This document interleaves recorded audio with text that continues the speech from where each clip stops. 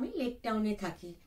আমি বিভিন্ন ক্রিয়েটিভ কাজ যেমন করতে ভালোবাসি, ঠিক তেমনি আমার ভালো লাগার বিষয়গুলোর মধ্যে আবৃত্তি একটা বিশেষ জায়গা জুড়ে আছে।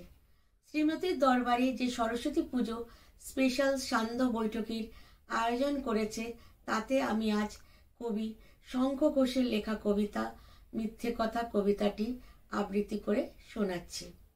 আশা রাখি আপনাদের ভালো লাগবে। আপনাদের ভালো লাগলে অবশ্যই লাইক, শেয়ার, কমেন্ট করার অনুরোধ রাখলাম।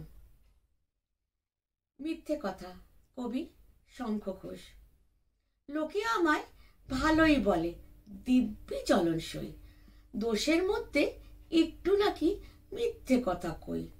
ঘাটশিলেতে যাবার পথে ট্রেন ছুটছে যখন, মায়ের কাছে বাবার কাছে করছি বকম বকম।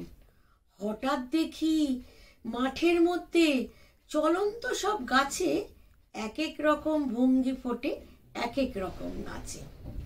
ওমা দেখো নৃত্যনাট্য, যেই বলেছি আমি, মা বকে দেয়, বড্ড তোমার বেড়েছে ফাজলামি। চিড়িয়াখানার নাম জানো তো আমার সেজো মেশো? আদর করে দেখিয়েছিলেন পশুরাজের কেশর। কদিন পরে চুন খোসানো দিয়াল জুড়ে এ কি, ঠিক অবিকল সেই রকমই মূর্তি যেন দেখি। জানিস, আমার ঘরের মধ্যে সিংহ বাঁধা আছে।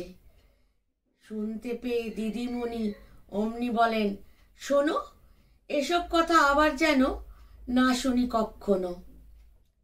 বলি না তাই সেসব কথা, সামলে থাকি খুব, কিন্তু সেই দিন হয়েছে কি এমন বেয়াকুব, আকাশ পারে আবারও চোখ গিয়েছে আটকে, শরৎ মেঘে দেখতে পেলেম রবীন্দ্রনাথকে। নমস্কার।